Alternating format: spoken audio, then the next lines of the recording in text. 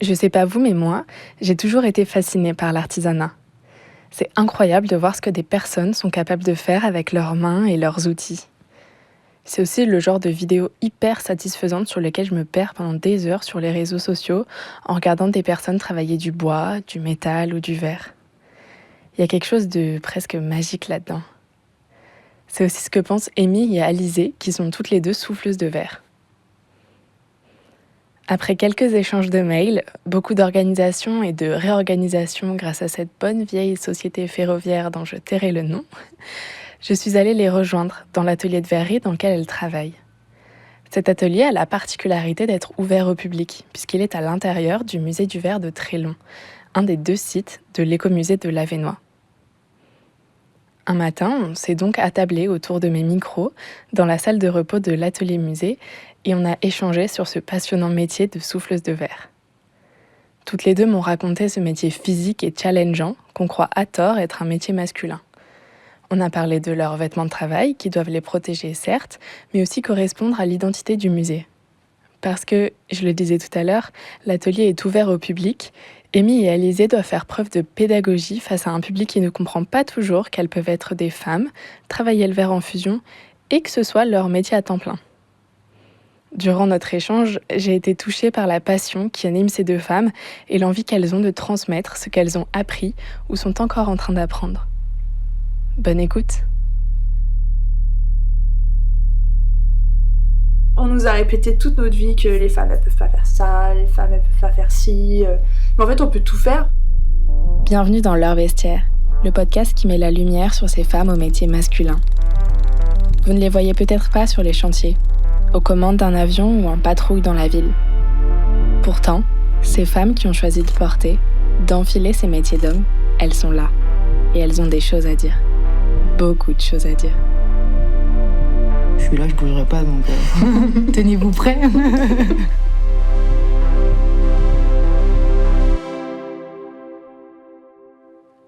Épisode 6.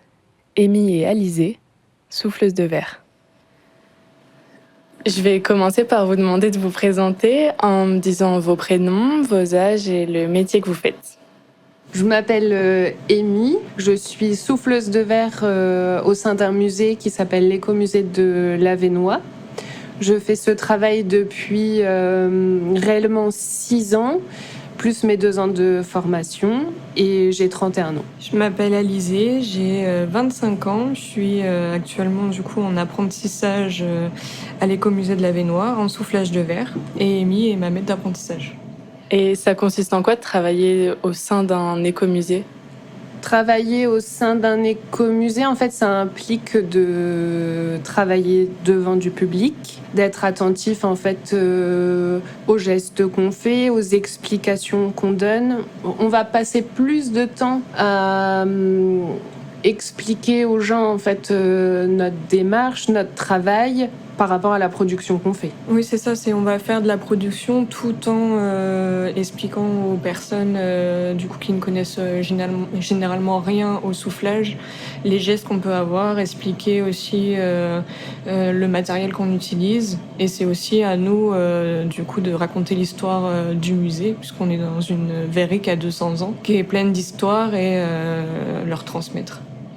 Ok. Et est-ce que, selon vous, on peut dire que le métier de souffleuse de verre, c'est un métier d'homme ?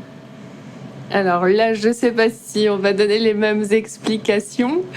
Pour ma part, en fait, je dirais que le métier de souffleur de verre, ça a été pendant longtemps un métier masculin. Je pense que au moins jusque dans les années 60-70, le plus gros du personnel dans les verreries et usines n'était que masculin. Ensuite, le métier s'est un petit peu plus généralisé. On va plus aussi parler d'artisanat. Et en ce sens, je pense que le métier est devenu de plus en plus féminin, puisque en fait déjà le matériel a évolué, les techniques également ont évolué, le style de pièces ne sont plus les mêmes. Et le fait que travailler le verre, ça peut aussi se faire en équipe, je pense que ça peut laisser autant de place à une fille qu'à un homme. Ouais, c'est vrai, moi j'ai l'impression que c'est plus récent encore, puisque j'ai travaillé, alors pas en soufflage, mais en décoration sur verre, du coup, à la cristallerie de Baccarat. J'ai commencé là-bas en 2019 et ils embauchaient seulement leur première apprentie femme en soufflage de verre. Et je sais encore que maintenant, dans certaines grosses cristalleries, c'est compliqué en tant que femme d'être en soufflage. Après, tout dépend des régions, des ateliers.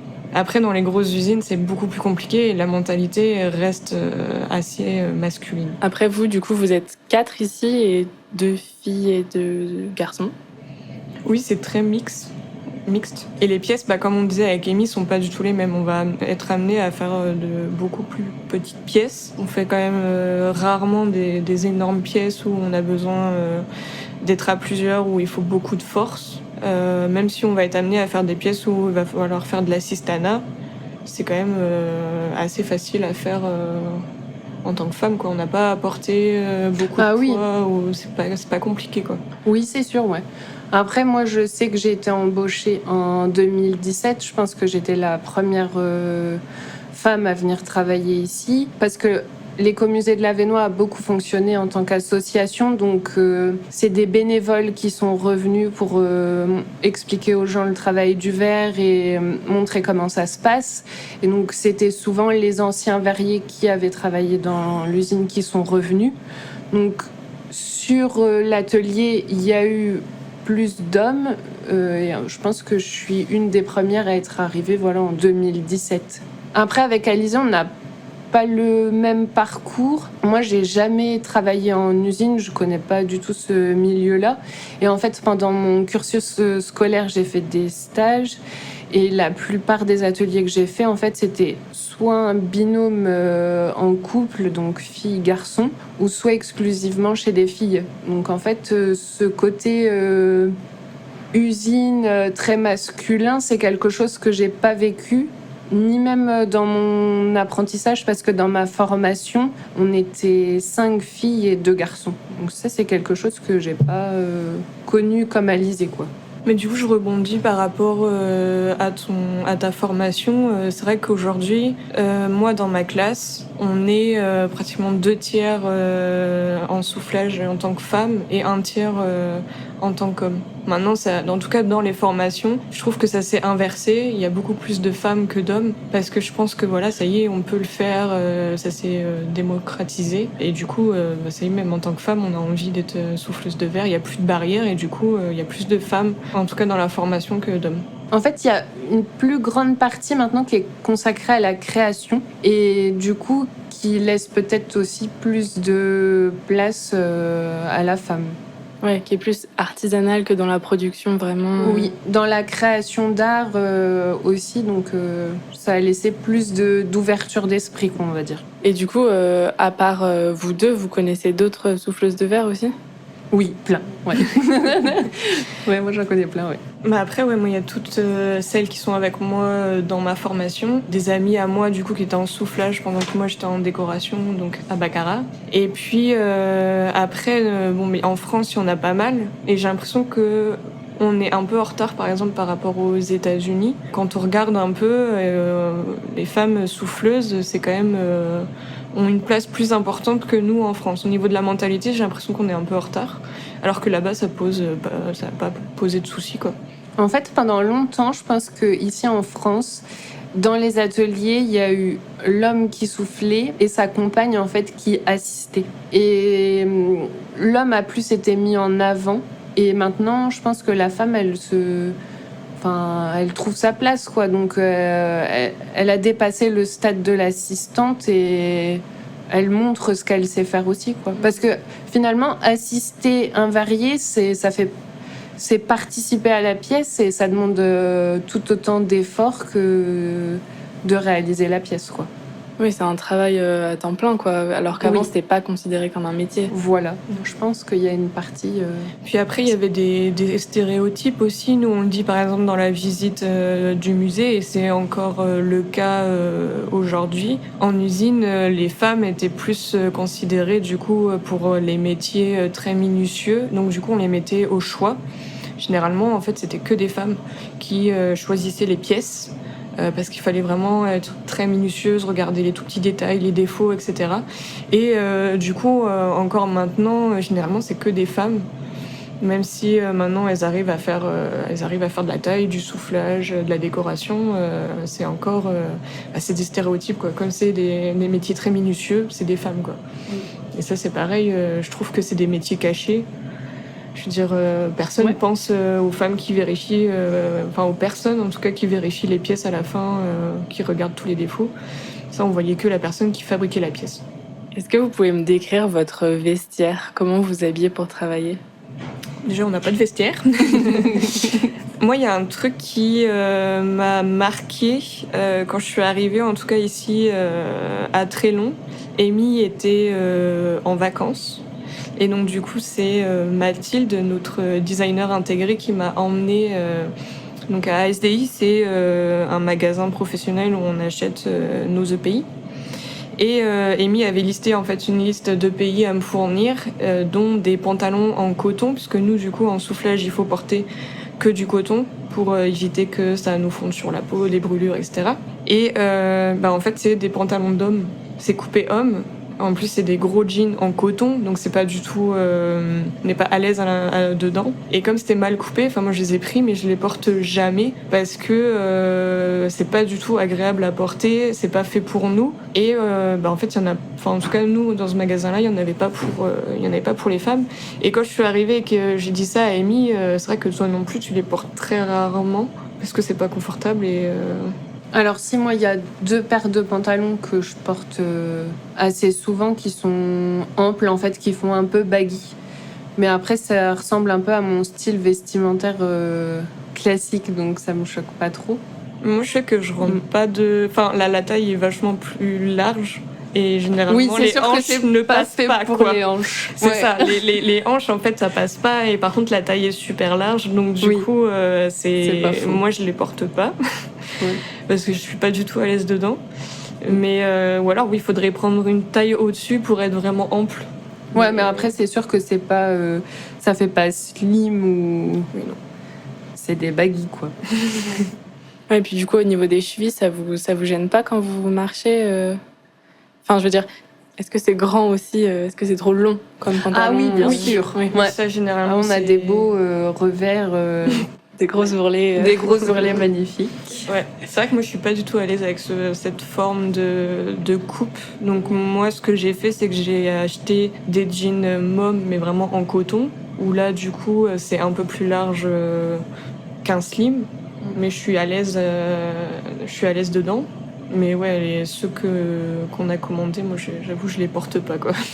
Et puis ensuite après le reste reste un peu classique. Donc nous on a un métier qui est très vite salissant.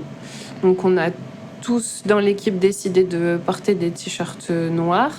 Même si ça reste basique, c'est pareil, une coupe qui est faite pour les hommes. C'est-à-dire qu'on est en manches longues, mais les manches sont souvent un peu plus larges. Et le col, en fait, va jusqu'au cou, quoi. Ouais. Et du coup, toi, tu te sens bien dans tes tenues? Toi, Alizée, tu disais pas trop. Mais Ouais, moi j'ai fait en sorte du coup d'acheter mes propres vêtements. Ouais. Pour être à l'aise et pour pouvoir travailler comme je veux. Après, c'est aussi un style vestimentaire, j'avoue. Et pour pas ressembler trop, je veux dire, à un ouvrier avec le bleu de travail, etc. C'est un peu aussi côté style. Mais bon, après, moi, j'avoue, pour les t-shirts, etc., ça me dérange pas. Après, moi, il n'y a pas trop de trucs qui me dérangent au niveau de la tenue. Moi, je suis vraiment en plein questionnement. Parce que de base, j'ai un style vestimentaire qui est assez neutre. Enfin, les jeans baggy, ça me dérange pas trop. Les suites à capuche, pareil, quand il fait froid, je trouve que ça peut correspondre à un style qui me va bien. Mais je pense que si j'avais mon propre atelier et que je travaillais à mon compte, je connais des filles en fait qui sont souffleuses de verre et qui sont juste trop bien quand elles travaillent. Elles portent des robes en coton assez serrant avec un legging. Elles peuvent se permettre de porter un débardeur que nous, on va pas le faire. Je pense que si j'avais mon atelier chez moi, je m'habillerais peut-être pas de cette manière-là.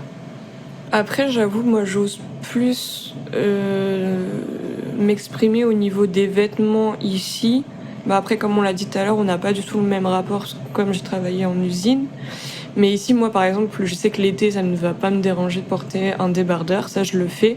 Et je sais que, en tout cas, dans l'équipe avec laquelle je travaille, il n'y a pas de jugement. Par contre, à côté de ça, par exemple, je sais que mon amie qui travaille à Baccarat, elle peut pas porter de débardeur parce qu'on va lui faire des réflexions sexistes. Elle peut pas porter de short parce que dans les ateliers, il fait quand même relativement chaud l'été. Donc les hommes, eux, vont arriver avec des shorts, des pantacourts. Elle peut pas se le permettre parce qu'on va lui faire des réflexions. Ne serait-ce que même juste s'attacher les cheveux, faire des belles coiffures, se maquiller un petit peu, on va lui faire des réflexions. Que nous, je trouve qu'on est dans un environnement où même les visiteurs, en règle générale, j'ai pas eu plus de réflexions. Ça peut arriver, mais j'ai jamais pris de réflexion parce que je mettais un débardeur, en tout cas sur la place de soufflage. Ah oui, ouais. Les seules réflexions qu'on va avoir, c'est souvent... C'est marrant que vous faites ce métier-là. Vous avez l'air d'une petite crevette qui est devant les fours. C'est ce genre de réflexion, quoi. Ou alors vous êtes la stagiaire. Ou vous voulez en faire votre métier. Amy a dit qu'elle est là depuis 6 ans à peu près. Mais vous voulez en faire votre métier? Bah oui, du coup, je suis là. Mais... Ouais, des gens qui sont plus surpris de votre position ou juste de voir une femme, en fait, ici. Oui. Mais vestimentairement parlant, on va pas nous faire des réflexions. On est quand même dans un endroit assez safe. C'est dans l'équipe, au niveau des visiteurs, on va pas nous faire des réflexions. Après, c'est un choix. Moi, je sais que je porte jamais de short en atelier parce que j'ai trop peur de me prendre un bout de verre chaud sur les jambes. Mais en soi, je suis pas sûre des pantacourts, je suis pas sûre qu'on nous interdirait d'en mettre. Non, des pantacourts, non, je pense pas. Même si on le fait pas. Mais c'est pas parce qu'on a peur de venir habiller comme ça, quoi. Ouais, c'est vraiment la sécurité. Exactement. Après, moi, ce que j'adore, c'est que... Donc, on est une trentaine de salariés ici. Tout le long de l'année, nos collègues, en fait, ils nous voient habillés, du coup, avec la même tenue pratiquement toute l'année. T-shirt noir, jean, chaussures de sécu. Et en fait, quand il se passe des événements... à côté ou qu'on nous voit en fait en dehors de notre travail, c'est génial parce que moi j'adore porter des robes. Au dehors de mon travail, j'ai pratiquement que des robes dans mon armoire et j'ai toujours quelqu'un qui va me dire waouh, mais en fait tu t'habilles comme une fille. Et ça, franchement, j'adore. Je trouve ça trop drôle. Ça, j'avoue, à chaque fois, c'est un choc. C'est pareil, on est quand même dans des tenues pas très féminines en général. Et moi, j'avoue que quand je pars à l'école ou quand on a des événements comme ça, justement, j'en profite pour vraiment bien m'habiller, me maquiller un peu, etc. Parce qu'en fait, tout le reste de l'année, tout le reste de la semaine, on est tout le temps en tenue un peu d'atelier. Et c'est vrai qu'à chaque fois, on a des réflexions, parce que waouh, genre en fait, oh, vous êtes des femmes, vous vous habillez en femme, genre bah ouais. Et c'est vrai que moi, j'aime bien jouer aussi là-dessus. C'est drôle. C'est quand même drôle. Et du coup, il n'y a pas de différence en fait entre ce que vous portez et ce que vos collègues masculins y portent. C'est la même chose. Ouais, on est habillés de la même manière, ouais. Je sais pas du tout comment ça se passe, mais est-ce que vous devez porter des gants aussi quand vous travaillez pour vous protéger les mains ou pas du tout? Non, quand on est sur le banc, qu'on fait une pièce, on n'a pas de gants. On peut avoir des manchettes, par exemple quand on travaille en t-shirt et qu'on fait des pièces un peu plus importantes, le rayonnement du verre, en fait, ça va nous brûler. Donc on peut porter des manchettes, mais ça c'est taille unique, il me semble. Donc on porte les mêmes. Et après on peut mettre des gants quand on met à l'arche. Mais c'est des gants assez larges et qui correspondent à toute taille de main, en tout cas pour nous les 4 dans l'atelier. On n'a pas de différence, on n'a pas des gants pour les doigts, les mains plus fines, par exemple pour Amy et moi, et des gants pour JB et Curtis qui vont avoir des mains plus larges, on a les mêmes. Donc ça pose pas de problème, quoi. Et du coup, ici, il n'y a pas de différence non plus entre les tâches que vous faites et que les garçons font? Alors non, pas du tout, parce que faut pas trop lui répéter, mais on a un super collègue. Jean-Baptiste, en fait, quand je suis arrivée, il m'a mis sur un pied d'égalité, qui est vraiment chouette, quoi. Une des plus grosses tâches, ça va être de remettre le verre dans le four, donc ça s'appelle l'enfournement. Ça, il faut y aller avec en plus un outil qui est assez bricolé. C'est une sorte de vieille pelle où on va chercher le verre dans une brouette et on n'a que quelques minutes pour le faire. Ça, c'est assez physique. Le premier week-end où je suis arrivée, il m'a dit voilà, toi, tu dois renfourner au même titre que moi. On doit vider les bacs à cachon là où le verre va partir à la poubelle. Il faut les vider à la pelle, etc. Porter les moules en fonte, c'est nous qui le faisons. Après, ils seront toujours là si on a un souci, si on n'arrive pas à faire les choses. Mais concrètement, nos collègues, ils vont pas le faire à notre place, quoi. Et ça, c'est vraiment chouette, quoi. Ouais, c'est clair. De pas se sentir non plus... J'ai échangé avec des personnes qui travaillaient avec des hommes qui leur proposaient en fait de faire à leur place. À chaque fois qu'elles portent quelque chose, dire attends mais je vais le faire à ta place, c'est trop lourd pour toi. Et du coup c'est bien que vous ayez pas ça. Oui, non, dans notre équipe, ils sont pas du tout comme ça. Après, d'autres personnes du musée peut-être vont être là dès qu'ils vont nous voir porter des gros trucs. Ils vont essayer de... Après, que ce soit du musée ou autre, moi j'ai pris l'habitude de me défendre en mode non, je suis capable un peu avec cet ego. Même si après on en chie, c'est pas grave. Au moins on montre qu'on peut le faire. Mais non, on a vraiment une équipe géniale. JB, il est vraiment adorable là-dessus. Moi, il m'a fait aucune réflexion. Et Curtis, c'est pareil. Et c'est vraiment très agréable, du coup, d'être dans un environnement aussi sain et de s'entendre aussi bien aussi. On en parle souvent entre nous. C'est des sujets où on rigole toujours parce qu'on a des agents d'entretien qui viennent, qui sont de la commune, qui, eux, n'ont pas le même état d'esprit et qui comprennent pas que je puisse, ou Alizée puisse porter des choses et ça le fait toujours bien rire. Mais non, sinon, ça n'a jamais posé aucun problème à ce niveau-là, quoi. Ouais, du coup, ma question d'après, c'était est-ce que avoir un corps de femme, ça empêche de pratiquer une profession masculine? Mais du coup, vous avez la réponse non. Alors, ouais. Moi, je suis un peu plus dure sur ce sujet-là. Ok. Parce que concrètement, je pense que on doit mettre plus de temps à se muscler quand même. Enfin, il y a une force physique qu'on va pas avoir. Par exemple, je le remarque avec Curtis qui est apprenti ici. En fait, quand on le regarde comme ça physiquement, il est tout mince, très grand. Et en fait, on a eu l'occasion de faire une grande pièce où on était tous ensemble. Donc, pour soulager celui qui est sur le banc, on va de temps en temps faire les chauffes. Moi qui fais ce métier-là depuis quand même plusieurs années, j'ai quand même pris en muscle au niveau des bras, etc.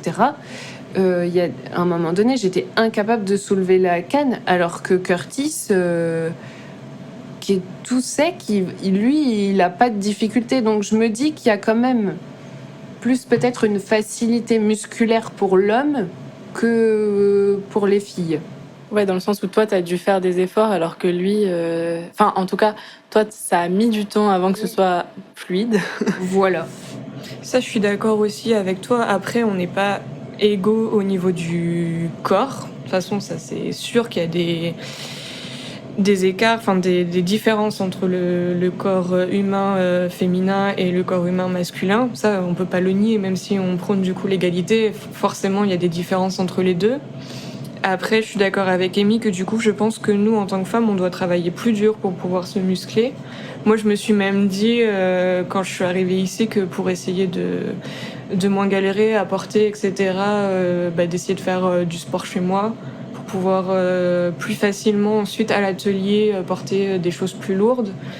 Et après, mais je trouve que c'est motivant, enfin, moi, en tant que femme, de me dire, c'est pas grave, je vais tout faire pour y arriver et montrer que je peux le faire. Je sais qu'on n'a pas besoin de montrer à JB et Curtis qu'on peut le faire, ils le savent. Mais par contre, je sais qu'à d'autres personnes, en tout cas du monde du soufflage, faut le prouver et il faut nous imposer dans ce milieu. Et du coup, moi, je sais que ça me motive encore plus, du coup, à vraiment à tout déchirer et à pouvoir montrer aux hommes qu'on peut le faire, quoi. Même si c'est plusieurs, je trouve qu'il y a plus de mérite. On est obligé d'évoluer dans un monde qui nous accepte pas forcément. Au niveau de la force, on est obligé de faire plus d'efforts et du coup, je trouve que on a encore plus de mérite au final que. Ouais, puis toi, du coup, t'es obligé de... Enfin, c'est une réflexion aussi que tu fais. Eux, ils se posent pas forcément la question non plus. Ouais. Après, je sais que du coup, il y a des femmes qui travaillent en soufflage, ils font aussi de la décoration, ils travaillent toutes seules. Et pour les avoir vues un peu, je dis pas que c'est une généralité, mais du coup, malheureusement, c'est devenu des femmes vraiment, comment dire, avec un caractère très très prononcé, parce que je pense que elles ont été obligées de se forger en fait un personnage, un caractère, et elles sont vraiment très très dures parce qu'elles sont obligées. Et, enfin, en tout cas, elles ont été obligées d'être comme ça pour pouvoir s'affirmer. Mais du coup, à travailler avec elles, c'est assez compliqué parce que elles sont très exigeantes. Voilà. Mais je pense que c'est un tout en fait. C'est parce qu'elles ont été obligées d'être comme ça pour pouvoir avancer. Et après, moi, je dirais aussi, pour en revenir au physique, en fait, à la fin de notre carrière, je pense qu'on sera tous égaux par rapport au vieillissement qui nous rattrape, parce que les hommes qui se sont peut-être pas musclés suffisamment comme il fallait, qui n'ont pas fait attention à leurs mouvements, au final, je pense qu'à la fin de leur carrière, leur corps, ça doit être atroce, quoi. Alors qu'on soit un homme ou une femme, juste faut faire attention à son corps, faut faire attention à sa musculation, à la façon de porter les choses. Et ça, finalement, je pense qu'on sera tous égaux à un moment donné ou un jour. Ouais, j'avoue. Est-ce que vous avez un outil préféré? Ah oui. Enfin non, il y en a plein en fait. Oui, il y en a plein. Moi, je dirais la mouillette. Ok, c'est quoi? La mouillette, c'est en fait on va prendre quelques feuilles de journal, on va faire un pliage vraiment très très simple. Afin d'obtenir un rectangle, on va le plonger dans l'eau. Ensuite, on va essayer de plier le plus possible, de le presser en fait pour enlever le plus d'eau possible et chasser l'air. Et grâce à ça, quand on va avoir le verre au bout de notre canne, on va pouvoir venir le façonner. Ça ne brûle pas, en fait on rajoute régulièrement quelques gouttes d'eau pour pouvoir que ça ne chauffe pas et que ça ne brûle pas trop le papier journal. Mais grâce à ça, on peut obtenir la forme qu'on veut. C'est de l'entraînement. C'est pas forcément hyper facile au départ, mais on peut avoir quelque chose de très rond, ou alors faire quelque chose en pointe, ou alors essayer un petit creux au milieu. Vraiment, en fait, on peut faire la forme qu'on veut, juste avec du papier journal mouillé. Je trouve ça trop bien, quoi. C'est magique. Moi, je dirais les fers à trancher. C'est en fait l'outil principal qu'on a sur le banc, qui nous permet aussi de faire des formes, de rétrécir la matière, etc. Physiquement, tous nos outils sont très beaux, je trouve. Mais les fers à trancher, en fait, ce qui est marrant, c'est que, si on peut appeler ça une tradition, c'est en fait le premier outil avec lequel on va se brûler. En fait. Donc souvent ils sont mal placés sur le banc ou ils ont gardé la chaleur, on a oublié. Et en fait on a régulièrement en fait les lames sur notre avant-bras en fait. Et l'idée c'est au bout de la 10e brûlure on commence à devenir bon. Et enfin voilà, les fers à trancher j'aime bien. Ok. Des beaux outils. Et c'est quoi la chose que vous préférez dans votre travail? Oh là là. Le verre, moi je dirais. Vraiment le verre en fusion. Autant j'ai travaillé avant le verre du coup plat ou alors froid, une fois que les pièces étaient terminées. C'est beau, c'est tout transparent, etc. C'est vraiment magnifique. Mais alors le verre en fusion, la couleur, le fait que ça soit comme du miel, que ça coule, que ça soit chaud alors qu'on a envie de le toucher tellement c'est beau, avec les couleurs qu'on rajoute dessus, je trouve ça vraiment magnifique. Et je pense que c'est d'ailleurs cet aspect-là qui plaît le plus à nos visiteurs. C'est quand ils nous voient travailler du coup ce verre tout malléable et tout chaud, tout orange. C'est à chaque fois généralement c'est ce qu'ils disent quoi. C'est trop beau. Moi, il y a beaucoup trop de choses. Effectivement, c'est une matière qui nous entoure dans notre quotidien, le verre. Et nous, on le travaille d'une manière que peu de gens connaissent. On le travaille en fusion. Et puis, il change très vite d'état.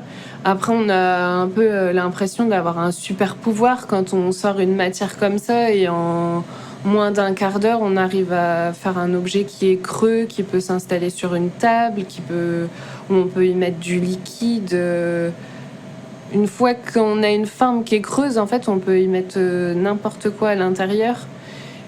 Ça, je trouve ça magique. Et après, l'idée d'une cohésion d'équipe, en fait, quand on nous voit travailler, souvent les personnes, ils nous voient comme des danseurs parce qu'il y a une chorégraphie qui s'est installée.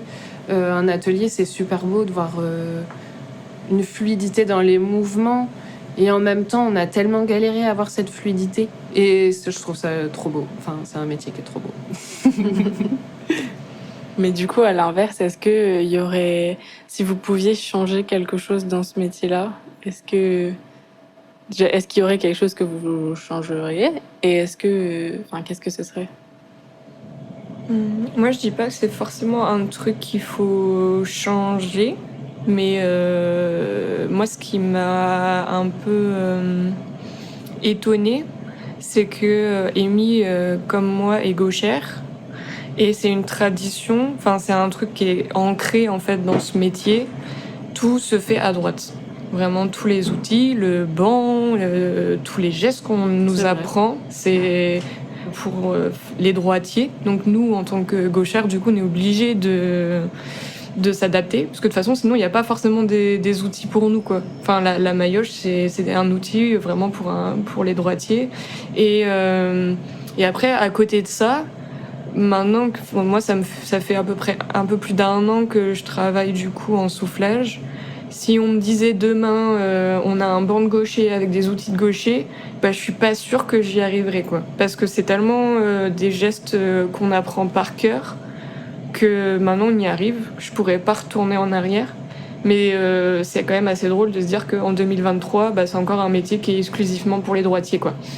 Et qu'on l'apprend encore aujourd'hui, en tout cas en France, que comme ça. C'est fou. Je savais pas. C'est rare en plus d'avoir deux gauchères. Ouais. Mais les bancs sont faits pour les droitiers en fait. Dès que tu t'installes sur ton poste de travail, t'es obligé de travailler de ta main droite.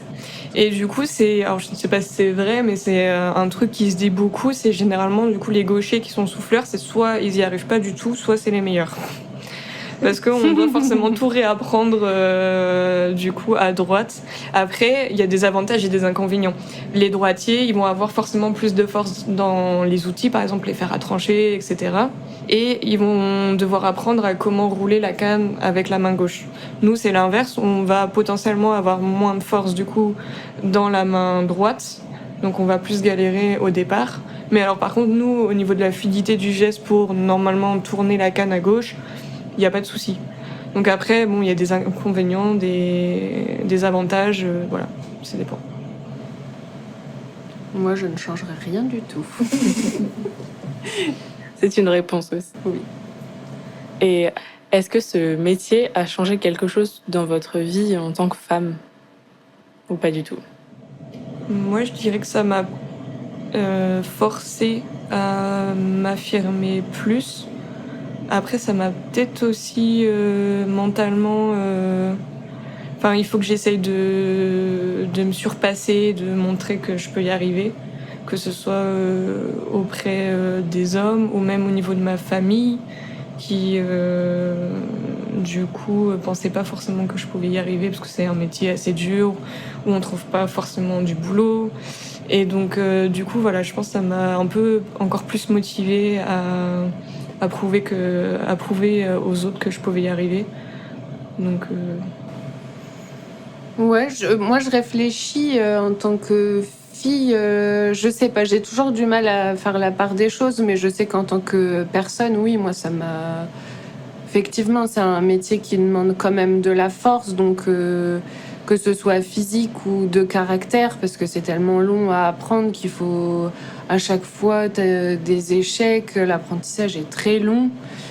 Et en fait, c'est sûr qu'on apprend beaucoup sur sa personnalité. Après, fille, garçon, je sais pas. Je saurais pas dire. Je saurais pas dire. Je sais que j'ai appris beaucoup sur moi-même, que je pensais pas avoir autant de force physique de temps en temps. Après, j'avoue, je te rejoins là-dessus, au niveau de la frustration de l'apprentissage. Mais après, ça touche autant les hommes que les femmes, Oui, je en suppose. C'est très, très éprouvant. C'est vraiment très éprouvant et ça nous force du coup à être plus patient et à contrôler ses émotions, qui selon les personnes, c'est pas forcément facile. Mais ça nous éprouve, hein, je trouve, comme métier quand même. Ouais. Après, c'est sûr qu'il faut avoir du caractère parce que nous, effectivement, on est face à du public et quand il y a, par exemple, un homme dans l'atelier avec nous deux, c'est forcément... le regard va forcément se tourner vers l'homme, même s'il a moins d'expérience. Donc, il faut souvent répéter toujours que, oui, on n'est pas... que des apprentis, que des stagiaires, que c'est notre métier, qu'on est en train de former des gens, peut-être à ce niveau-là, ouais. Ok. Et d'ailleurs, comment vous avez trouvé ce métier-là ? Enfin, est-ce que vous avez eu des rôles un peu modèles ? Enfin, est-ce que vous avez rencontré quelqu'un ou est-ce que c'est quand même pas hyper courant comme parcours et comme secteur ? Moi, j'ai fait mon stage de 3e chez une vitrailliste qui fondait en fait des morceaux de verre dans un four. Ça s'appelle du fusing et du thermoformage pour en faire des bijoux. Et c'est comme ça que j'ai d'abord découvert le verre. Ensuite, je me suis plus orientée sur la décoration sur verre, donc avec du verre plat, où ça m'a vraiment beaucoup plu. Et du coup, j'étais pas la seule apprentie. Donc il y avait mes autres collègues qui étaient en apprentissage en soufflage. Et ça m'a donné beaucoup envie. En plus, ils m'ont dit que j'avais un peu le caractère pour. Et après, à cause du Covid, je me suis retrouvée au chômage. Et je me suis dit, allez, pourquoi pas retenter un apprentissage. Et j'ai vraiment bien fait, parce qu'au final, même si j'ai adoré la décoration sur verre, le soufflage, c'est encore mieux. Et je pense que c'est vraiment ma passion. Moi aussi, moi c'était un peu par hasard en fait, je cherchais un métier dans l'artisanat après mes études d'art plastique, où en fait dans les arts plastiques on touche à plein de choses, mais moi je voulais travailler une matière. À la base, j'aurais préféré être couturière, mais les choses se sont pas faites comme ça, et donc du coup j'ai découvert pareil une dame qui faisait des perles en fait au chalumeau, qui faisait des bijoux pour la haute couture. Et en fait, on m'a conseillé une école en France que je suis allée visiter. Et puis, j'ai eu la chance en fait d'être prise et d'être financée par la région. Et c'est comme ça que j'ai découvert le verre. Et est-ce que, en guise de mot de la fin, est-ce que vous auriez un conseil à donner à une femme qui voudrait devenir souffleuse de verre ? Qui a pas du tout à hésiter. Vraiment, aujourd'hui, le matériel est fait aussi bien pour une fille que pour un homme. Que effectivement, ça fait longtemps que je suis pas allée dans d'autres ateliers ni dans d'autres usines, mais les mentalités ont quand même évolué dans le bon sens. Que dans les écoles, il y a vraiment beaucoup de filles qui se lancent dans ce métier-là. Après, un conseil en général, il faut quand même bien réfléchir à ce métier-là parce que il est dur et il demande beaucoup d'exigences. Voilà. Mais là, après, c'est plus pour filles et garçons. Après, ouais, je vais rejoindre Rémi. Il n'y a pas à hésiter. Maintenant, dans les écoles, comme je l'ai dit un peu plus tôt, il y a autant de femmes que d'hommes, voire plus de femmes maintenant en soufflage. Que ce soit dans les petits ateliers ou dans les usines, maintenant, ils embauchent aussi des femmes. De toute façon, au bout d'un moment, ils sont obligés, puisque s'il y a de plus en plus de femmes embauchées, il faut la parité aussi. Donc selon les régions, ça va être un petit peu plus compliqué, mais maintenant, on arrive quand même à trouver du boulot en tant que femme. Et puis, après, oui, la mentalité, elle change.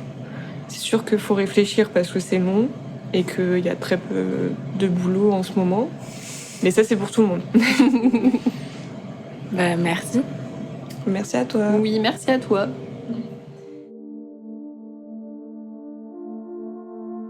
Merci d'avoir écouté cet épisode jusqu'au bout. Je vous dis à dans 2 semaines pour découvrir un nouveau vestiaire. D'ici là, faites parler de leur vestiaire. Partagez, commentez, abonnez-vous. Ce podcast est écrit et réalisé par Coraline Chancibaud. mixé et mis en musique par Étienne Lemierre et illustré par Julie Lagarde.